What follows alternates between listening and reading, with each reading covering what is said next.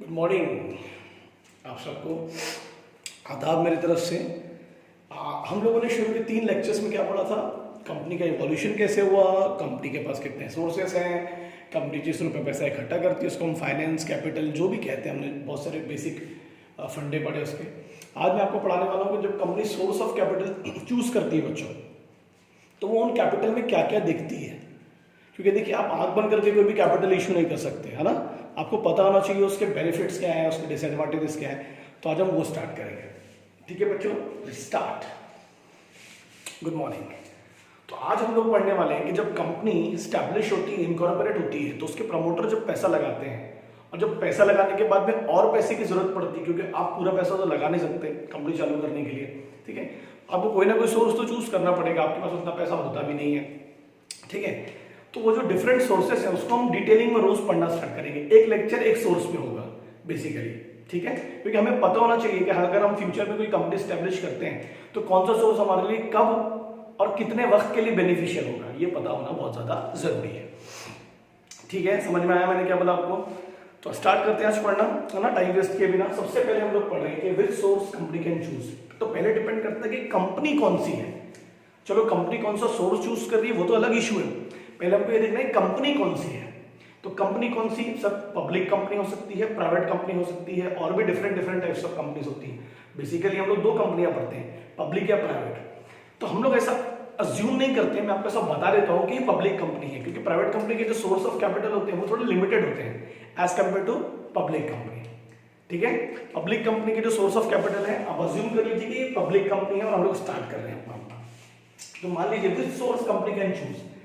तो सबसे पहले जहन में आपकी चीज आएगी कि नेचर ऑफ कैपिटल, कि भैया मैं जो भी सोर्स चूज करूं पहले मुझे पता होना चाहिए कि वो कैपिटल का नेचर क्या है, वो मेरे हिसाब का कैपिटल है या नहीं है ना। मैं आंख बंद करके तो कोई भी कैपिटल चूज नहीं कर सकता, मुझे उसके पूरे प्रॉस एंड कॉन्स पता होने चाहिए। देखो, मैंने एक चीज लिखा हूं which source company can choose, उसमें लिखा India is a developing economy so the savings are less. We are a developing economy. किसी को कंपनी स्टैब्लिश करनी है तो उसके जेब से पूरा पैसा नहीं लगा सकता वो, है ना। हमारे पास में जो सेविंग्स है ना लोगों के पास में, वो बहुत कम है ना। इसलिए इन्वेस्टमेंट के लिए पैसा नहीं होता, इसलिए हमें दूसरे सोर्सेस की तरफ जाना ही पड़ता है ना, चाहे वो सोर्स शेयर कैपिटल हो या सोर्स डेब्ट कैपिटल हो। ठीक है, अब मैंने लिखा है यहां पर नेचर ऑफ कैपिटल। मैंने ऐसा एक एग्जांपल बना दिया कि आपको 10 करोड़ रुपए लग रहे थे कंपनी चालू करने के लिए। ठीक है, तो आपने 2 करोड़ रुपए प्रमोटर में लगा दिए जो कंपनी को स्टार्ट करते हैं, इनकॉर्पोरेट करते हैं, और 8 करोड़ रुपए अब आपको बचे हैं। अब या तो वो 8 करोड़ रुपए आप शेयर कैपिटल के थ्रू इशू करेंगे, या वो 8 करोड़ रुपए आप डेट कैपिटल के थ्रू इशू करेंगे। ठीक है, मैं आपको ये भी बता दूं, हम पूरा पैसा एक कैपिटल के थ्रू इशू नहीं करते, हम डिफरेंट डिफरेंट कैपिटल के डिफरेंट डिफरेंट क्वांटिटीज के थ्रू उठाते हैं। थोड़ा सा शेयर ले लिए, थोड़ा सा डेट कैपिटल ले लिए, डेट कैपिटल में थोड़ा सा डिबेंचर ले लिए, थोड़ा सा लोन ले लिए, शेयर में थोड़ा सा इक्विटी ले लिए, थोड़ा सा प्रेफरेंस ले लिए। डिपेंड करता है, फिर से रिपीट कर रहा हूं, डिपेंड करता है कब आप कैपिटल इशू कर रहे हो, इनिशियल लेवल पे कि फर्दर लेवल पे। ये बहुत इंपॉर्टेंट है, ये मैं बार बार रिपीट करूंगा अगले लेक्चर्स में। इनिशियल लेवल पे कि फर्दर लेवल पे। आप बोलोगे सर उसका फर्क क्या है? यार, एक एग्जांपल के थ्रू समझो। अगर कोई कंपनी स्टार्ट होती है, इनिशियल लेवल पर कंपनी नहीं है, कोई बिजनेस है नहीं, कोई ट्रेड है नहीं, मुझे एक बात बताइए, आप इनिशियल लेवल पर अगर आप डेट कैपिटल बहुत सारा ले लेंगे, आपको कितना सारा नुकसान है? आप बोलोगे सर क्यों? भाई, डेट कैपिटल जब आप इशू करोगे तो आपसे एसेट्स मांगेगा, आपके पास उतनी एसेट्स है नहीं, जो है वो बिजनेस से रिलेटेड है। अगर वो भी आप गिरवी रख दोगे, अब अगर वो भी आप मॉर्गेज कर दोगे, प्लेज कर दोगे, तो फिर मतलब क्या है? फिर तो अगर मान लो आपके बिजनेस में अनसर्टिनिटी रही, नहीं चला आपका बिजनेस 1-2 साल में, तो आपको अपनी पूरी एसेट्स को लिक्विड करना पड़ेगा, बेचना पड़ेगा। तो इसलिए डिफरेंट डिफरेंट कैपिटल चूज करने से पहले ये देखना पड़ेगा आप इसको कब इशू कर रहे हो, इनिशियल लेवल पे इशू कर रहे हो या फर्दर लेवल पे इशू कर रहे हो। कंपनी कोशिश करती है कि उसका रिस्क कम से कम हो, जो पैसा लगा है उसका रिस्क ज्यादा से ज्यादा हो, तो कंपनी फिर उस वक्त थोड़ी सी सुकून में रहती है। तो हम वही स्टार्ट कर रहे हैं। ठीक है, पढ़ना। तो बेटा समझ लीजिए, 8 करोड़ रुपए इकट्ठे कर रहे हैं। अब आपके पास में जो पहला सोर्स है जो मैंने बताया वो तो प्रमोटर ने लगा दिया पहला। दूसरा जो मेन इंपॉर्टेंट सोर्स होता है वो होता है शेयर कैपिटल। ठीक है, शेयर कैपिटल की छोटी सी मीनिंग लिखी है मैंने। शेयर की meaning, share is that part of whole total capital. Share total capital का छोटा सा हिस्सा है। शेयर, एक शेयर मतलब एक। अगर मैं वही बोल देता शेयर्स, तो शेयर्स मींस एक से ज्यादा। तो shares are the part of total capital. और जब आप बल्क में शेयर इशू करते हैं या कोई बल्क में शेयर खरीदता है तो उसको हम बोलते हैं स्टॉक। क्या बोलते हैं? स्टॉक बोलना, बंडल ऑफ शेयर्स जब बल्क में खरीदे जाते हैं। बहुत सारे इन्वेस्टर्स होते हैं जो बल्क में शेयर खरीदते हैं, इंडिविजुअल इन्वेस्टर्स भी होते हैं, होलसेलर बायर कहते हैं, और कुछ इंस्टीट्यूशंस भी होते हैं जिसको हम डिटेल में बाद में पढ़ेंगे। तो मान लो कंपनी ने चूज की कि भाई मैं फॉर एग्जांपल के तौर पर 5 करोड़ रुपए शेयर कैपिटल के थ्रू इशू करूंगी, ठीक है। अब 5 करोड़ में कौन सा शेयर कैपिटल आप चूज करोगे डिपेंड करता है उसके नेचर पे। तो ऐसा अज्यूम कर लेते हैं कि कंपनी इनिशियल लेवल पे है, अभी कंपनी जस्ट स्टार्ट हुई है। अब मैं आप पे छोड़ूंगा ये, आप बताइएगा आप कौन सा कैपिटल चूज करेंगे, पहले मैं एक्सप्लेन कर देता हूं, ठीक है बच्चों। तो हमारे पास सबसे पहला ऑप्शन क्या होता है? इक्विटी कैपिटल, बराबर है। इक्विटी की बेसिक मीनिंग लिखा मैंने। इक्विटी इसलिए कहा जाता है बेटा कि जो भी इस शेयर कैपिटल को परचेज करेगा, खरीदेगा, है ना, इररिस्पेक्टिव उसने कितने शेयर खरीदा है, इररिस्पेक्टिव उसको उस पर कितने डिविडेंड मिल रहे हैं, उसकी जो वोटिंग राइट्स है वो रहेगी इक्वल। लाइक जब एजीएम होगी, एनुअल जनरल मीटिंग होगी at the end of the financial year company में, तो उस पे जो भी डिस्कशंस होंगे, जो भी डिक्लेरेशन होंगे, उस पे जो आपको वोटिंग राइट होगा वो होगा 1 मैन 1 वोट। ये आपको याद रखना है, इसलिए इक्विटी कहा जाता है। समान, सब समान। इसके फीचर्स समझने की कोशिश करते हैं, फिर आप बताना। अब आप ऐसा अज्यूम कर लो कि आप सब कंपनी हो, अब आपको कैपिटल इशू करना है, तो आप कौन सा चूज करते हैं? तो देखो पहला ये है, पहला फीचर है कि जब ये कैपिटल इशू होता है तो वो ओनरशिप कैपिटल होता है, मतलब जो भी इस कैपिटल को खरीदेगा directly become the owner of the company, मालिक। अब ओनर होगा तो कुछ उसके फायदे नुकसान तो दोनों होंगे। तो पहला उसका तो नुकसान है क्योंकि हम कंपनी की तरफ से सोच रहे हैं, शेयर कैपिटल की तरफ से नहीं सोचना, नहीं तो आपको बहुत सारी चीजें अलग लगेगी। पहला, उसका जो रिटर्न है वो अनसर्टेन है। What is that mean? If you purchase share capital, जैसे कंपनी ने शेयर कैपिटल इशू किया तो उसके रिटर्न अनसर्टेन होते हैं। कंपनी साफ साफ बोल देती है, देख भाई रिस्क कैपिटल है तो अपने रिस्क पे खरीद, प्रॉफिट होगा तो मैं तेरे को डिविडेंड दूंगा, प्रॉफिट नहीं होगा तो मैं तुझे डिविडेंड नहीं दूंगा, और प्रॉफिट कम होगा तो मैं तुझे डिविडेंड कम दूंगा, ठीक है। तो अब आप बोलोगे सर लोग फिर भी क्यों खरीदते हैं? तो रिस्क में ही तो बरकत है ना। आप रिस्क लोगे तो आपको रिटर्न भी ज्यादा मिलेंगे। अब ऐसा तो नहीं है ना कि हर साल ऐसे ही होगा नहीं होगा, कम होगा, ऐसा भी तो हो सकता है, होगा बहुत ज्यादा होगा, बहुत ज्यादा होगा, रिस्क तो लेना ही पड़ेगा। कंपनी के नजर से सोचो तो ये अनसर्टेन है, तो कंपनी को ऐसा लगता है ठीक है लोग रिस्क लेंगे तो कैपिटल आ सकता है, क्योंकि डिविडेंड ज्यादा भी तो मिलता है प्रॉफिट होने पर, रिस्क लेते हैं। इससे बड़ा रिस्क क्या है कि उनको अपने रिटर्न पे अनसर्टेनिटी कबूल है कि भाई हाँ ठीक है नहीं होगा प्रॉफिट तो मत देना। पार्टिसिपेशन होता है इन लोगों का मीटिंग में, कंपनी की जो भी एनुअल जनरल मीटिंग होती है उसमें ये पार्टिसिपेशन होता है इनका, पॉलिसी मेकिंग में ये अपना अप्रूवल देते हैं, डिक्लेरेशन में ये अपना अप्रूवल देते हैं, ठीक है। जहां ये पार्टिसिपेट नहीं कर पाते वहां ये अपने डायरेक्टर्स को अपॉइंट करते हैं बोर्ड ऑफ डायरेक्टर में, ठीक है। तो ये भी एक बहुत इंपॉर्टेंट पोर्शन है। जब बल्क में खरीदते हैं बेटा शेयर्स या बल्क में इशू किए जाते हैं तो उसको हम बोलते हैं स्टॉक, ठीक है। कौन है? होलसेलर बायर्स, कुछ इंस्टीट्यूशंस भी होते हैं जो बल्क में इन्वेस्टमेंट करते हैं। आपने वर्ड सुना होगा म्यूचुअल फंड्स, बड़े बड़े इंस्टीट्यूशन से काम करते हैं, तो हम उनको इंस्टीट्यूशनल बायर्स भी कहते हैं या वेल्दी इन्वेस्टर्स भी कह सकते हैं आप। फिर ये वर्ड बहुत इंपॉर्टेंट है, रेसिडुअल क्लेमेंट। इसका मतलब ये होता है कि साफ साफ कंपनी इनको कहती है कि देखो भैया जब कंपनी अगर बीच में बंद हो जाती है तो पैसा पहले आपको नहीं मिलेगा, पहले पैसे किसको मिलेंगे?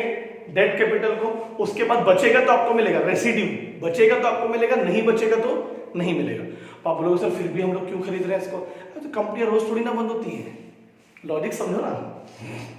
और नेक्स्ट लास्ट लिखा मैंने मार्केट वैल्यू, इसकी मार्केट वैल्यू की फ्लक्चुएटिंग प्रॉफिट के हिसाब से, है ना। आप शेयर मार्केट देखते होंगे तो आप शेयर मार्केट में ये डायग्राम हमेशा देखते होंगे ना, रोजमर्रा में अगर आप बैठते होंगे तो आप देखते होंगे कि the value of shares keep changing, तो इस तरीके के डायग्राम आप लोग देखते होंगे, ठीक है ना।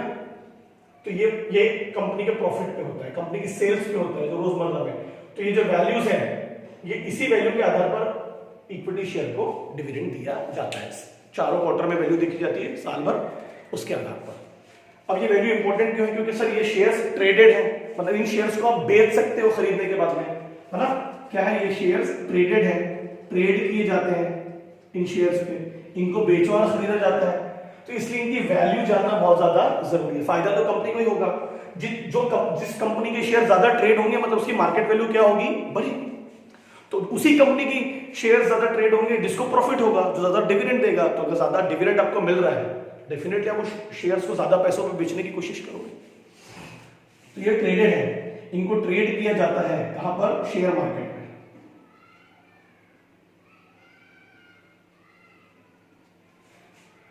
ठीक है, इनकी मार्केट वैल्यू की फ्लक्चुएटिंग, तो जरूरी नहीं है कि मार्केट वैल्यू ऐसी ही होगी, है ना, वो आगे बढ़ भी सकता है ना, और बढ़ सकता है और बढ़ सकता है। ठीक है, एकदम डाउनफॉल में भी आ सकती है, तो वो रिस्क पे है, तो इसलिए तो रिस्क टेकिंग बोलते हैं ना इन लोग। कंपनी के लिए अपने इसके एडवांटेज डिसएडवांटेज आपने देखने की कोशिश किया है ना, कि भैया बल्क में आता है, रेसिडुअल पेमेंट है, मार्केट वैल्यू से कंपनी को फायदा मिलता है। ठीक है, डिविडेंड प्रॉफिट के हिसाब से लेगा, है ना, कंपनी को अगर प्रॉफिट नहीं होगा तो मुंह नहीं खोल के खड़े हो जाएगा कि मुझे डिविडेंड दो। तो बहुत सारे बेनिफिट है कंपनी को, और मार्केट वैल्यू सबसे बड़ा बेनिफिट है, कंपनी की मार्केट वैल्यू बढ़ती है। ठीक है, अब आ जाते हैं इसकी बाजू वाले शेयर कैपिटल पर। तो डेफिनेटली आप पूरा तो नहीं इशू करोगे, तो 5 में से समझ लो आपने डिसाइड कर लिया कि 3 करोड़ के या 3.5-4 करोड़ के मैं इक्विटी शेयर कैपिटल इशू कर लेता हूं। तो फॉर एग्जांपल हम ऐसा लिख देते हैं कि आपने यहां पर 3 करोड़ का क्या इशू कर दिया, जल्दी बोलो, इक्विटी शेयर कैपिटल। अब बचे कितने? 2 करोड़। अब आपके पास चॉइस है, सोचते हैं कि प्रेफरेंस शेयर इशू करेंगे नहीं करेंगे, उसका भी इक्विटी इशू करते हैं। तो इसके भी कुछ फीचर्स देख लेते हैं। अपोजिट होता है इसका, ये होता है को ओनर। को ओनर क्यों कहा जाता है इसे? ये ओनरशिप कैपिटल तो है, बट इसके फीचर्स पूरे डेट कैपिटल जैसे हैं, क्योंकि ये फट्टू कैपिटल है, मतलब जो लोग ये पैसा लगाते हैं वो डरते हैं पैसा लगाने में।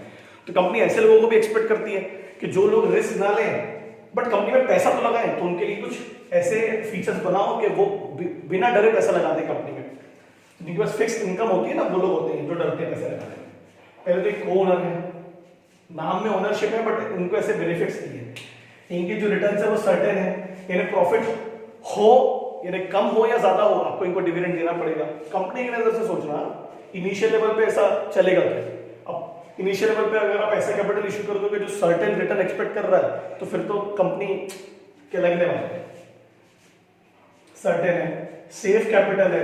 अगर कंपनी वाइंड अप होती है बीच में, तो डेफिनेटली इनको प्रेफरेंस पहले मिलता है, यानी कंपनी के एसेट्स को बेचने के बाद जो पैसा बचता है, इन दोनों में प्रेफरेंस किसको पहले मिलता है? इसलिए सेफ कैपिटल है।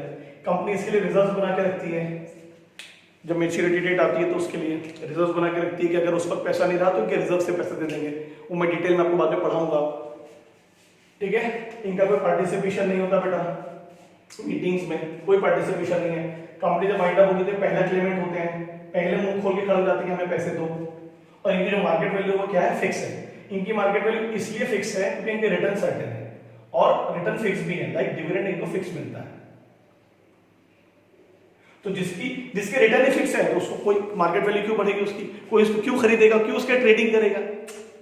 भाई तुझे शेयर बेच रहे हैं, जब तूने खरीदा था तब भी 10 रुपए मिल रहे हैं, अब तब जब बेच रहा है तब भी तुझे 10 रुपए मिल रहे, तो मतलब क्या है फिर ट्रेड करने का? तो समझा ना, तो कोई खरीदेगा भी नहीं, तू बेचने भी जाएगा तो कोई खरीदेगा नहीं।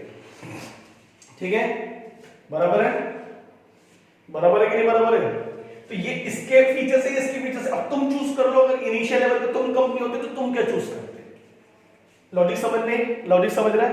इसके कुछ अगर ये इशू कर दोगे तो फिर ये वाला एक लोचा है, देना ही पड़ेगा, तो उतना होना भी तो चाहिए शुरू में, है ना?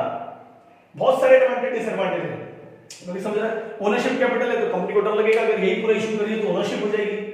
इनका पार्टिसिपेशन बहुत ज्यादा होता है, फिर फायदा ये है कि ये रिस्क लेते हैं, तो चलो इनको इशू कर देते हैं। तो बहुत सारे एडवांटेज डिसएडवांटेजेस हैं। ठीक है, मार्केट वैल्यू इनकी फ्लक्चुएट होती है, बढ़ती है, गिरती है, तो कंपनी को भी बेनिफिट मिलता है शेयर मार्केट में उसका, है ना? कंपनी के बेनिफिट्स जो होंगे वो डेफिनेटली मैं आपको यहां पर मार्क करके दिखा देता हूं ब्लू से, और जो शेयर होल्डर के बेनिफिट्स है वो मैं यहां से दिखा देता हूं। ठीक है, ये कंपनी के बेनिफिट्स है ब्लू वाले। मार्केट वैल्यू बढ़ती है, बराबर है कि नहीं बराबर है भाई? इधर भी कंपनी के बेनिफिट्स मैं आपको दिखा देता हूं कौन कौन से हैं ब्लू से, क्योंकि आप अपने घर में बैठ के भी चूज कर सकते हो कि इनिशियल लेवल पर मुझे क्या करना है, क्योंकि एसेट्स लिमिटेड है और इनके लिए रिजर्व रखे जाते हैं। इनके लिए कोई एसेट्स और रिजर्व नहीं होती, याद रखना इस बात पे। बट एडवांटेज डिसएडवांटेज दोनों के समझो। ठीक है, ये हो गया। ठीक है, सेफ कैपिटल है, सर्टेन है, तो ये तो इसके उसके बाद में ये भी इनके लिए बेनिफिशियल है कि पहले वाइंड अप के टाइम पर इनको पहले प्रेफरेंस मिलता है ना? क्लियर है कि नहीं क्लियर है मेरे भाई? और ये ज्यादा ट्रेड नहीं होते हैं, इनकी मार्केट वैल्यू क्या रहती है फिक्स, कि तुम ज्यादा उछलो मत बेटा, तुमको मैं ज्यादा शेयर बेचने नहीं दूंगा। तो अपने एडवांटेज और डिसएडवांटेज है। तो मान लो कंपनी ने ऐसा सोची कि अभी तो नहीं बट 1 साल बाद है ना इसको इशू कर देंगे, तो फॉर एग्जांपल कितने का इशू किया, अगर अभी इशू करना भी है तो ज्यादा का नहीं कर सकते आप, क्योंकि आप सर्टेनिटी खुद आपकी नहीं है ना प्रॉफिट की, तो आप इनको कहां से पैसा दोगे। तो मैंने जो बताया था 2 करोड़ ये आपने इशू कर लिया प्रेफरेंस कैपिटल, 1 साल के बाद इशू किया, अभी नहीं, अभी कैसे करोगे, अभी तो बहुत मुश्किल है। तो हो गया टोटल 5 करोड़ आ गया आपके पास में, 3 करोड़ इक्विटी शेयर से आ गया, 3 करोड़ कैसे आ गया प्रेफरेंस कैपिटल से। ये मैं आपको एग्जांपल के थ्रू समझा रहा हूं, ऐसा किया जा सकता है। हो सकता है कंपनी पूरे की इक्विटी इशू कर दे, क्योंकि इसको इनिशियल लेवल पे इशू करके कौन रिस्क लेगा, एज ए कंपनी सोचना, ठीक है। कंपनी अपना बेनिफिट सोचेगी, इन्वेस्टर का बेनिफिट नहीं सोचेगी ज्यादा, ठीक है। ठीक है, वो बोलती है कि हम अपने इन्वेस्टर्स की बहुत कदर करते हैं, हम उनको रिटर्न देना चाहते हैं, हमारे स्टेक होल्डर्स है, बट कंपनी की नजर से सोचो कि उसको बेनिफिट कहां से कहां होगा ज्यादा से ज्यादा, ठीक है। तो जो मेजर पोर्शन होगा इनिशियल लेवल पर आपको क्लियर हो गया होगा, वो किसका होगा, हमेशा इक्विटी कैपिटल का। किसका होगा, इक्विटी कैपिटल का, इक्विटी शेयर का। ये जो कैपिटल है ये इनिशियल लेवल पे इशू ज्यादा या कभी किया नहीं जाता, ये बाद में इशू किया जाएगा जब कंपनी के प्रॉफिट सर्टेन होंगे, कंपनी के पास इनफ एसेट्स होंगे, ठीक है। और ये तो हम अगले लेक्चर्स में पढ़ेंगे डिटेलिंग में। अभी आपको समझा, मैंने जो बताने की कोशिश की आपको कि आप कौन सा सोर्स चूज करेंगे, उससे पहले आपको चूज करना कि कैपिटल का नेचर क्या है। पक्का अगर समझा तो मुझे कमेंट सेक्शन में भी बताना। आज पहली बार बोल रहा हूँ वीडियो के बाद में कि जरूर लाइक करें, सब्सक्राइब करें इसको। मैं कोशिश करूंगा कि अपनी तरफ से मैक्सिमम वीडियोस बनाऊं और आप लोगों को मैक्सिमम सर्विस देने की कोशिश करूं, ठीक है। और एक चीज हमेशा मेरी एक लाइन याद रखना, मेरा तकिया का नाम है, मैं कभी भी ये नहीं बोलता कि ये इंपॉर्टेंट है, मेरे लिए सब टॉपिक इंपॉर्टेंट है। तो कोई भी टॉपिक, ये सबसे इंपॉर्टेंट टॉपिक है, आप समझ लेना, हर लेक्चर में मेरे मुंह से ये निकलेगा ये सबसे, मतलब मेरे लिए सब चीज इंपॉर्टेंट है, लेस और मोर कुछ नहीं है। एजुकेशन में हर चीज आपके लिए इक्वल इंपॉर्टेंट होती है। तो जो भी लेक्चर पढ़ो, जो भी टॉपिक पढ़ो, पूरी ईमानदारी से और शिद्दत से पढ़ो, ठीक है। चलो बाय, टाटा।